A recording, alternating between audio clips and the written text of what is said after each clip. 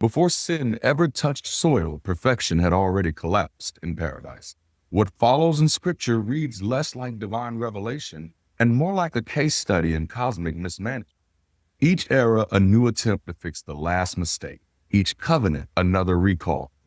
Heaven falls, Eden falls, humanity fractures, the flood resets, the covenant corrupts, and somehow the fault is always ours. This isn't blasphemy. It's a performance. Because if we're to judge by the record, the Bible itself, then the being it describes is not a God of order, but of ongoing error. So let's open the file. Let's look at the record. Not the sermons, not the songs, not the Sunday smiles, but the actual record of God based on the Bible and the beliefs built around it.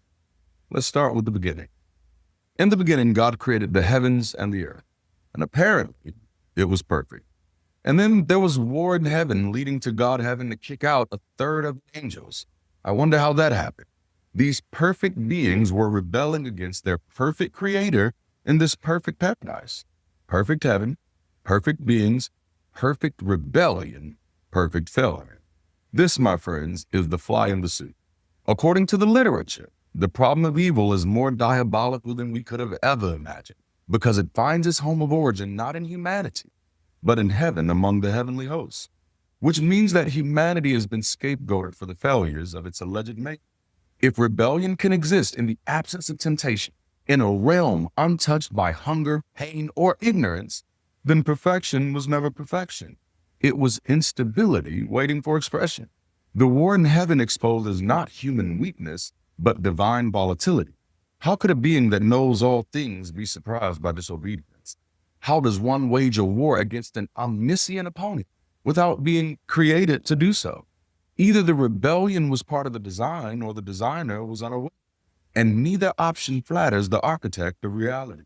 This is where the myth fractures under its own weight. If the first outbreak of evil happens under divine supervision, then the blueprint of the universe was flawed from the beginning. The first infection didn't start in the human heart, it started in heaven's halls.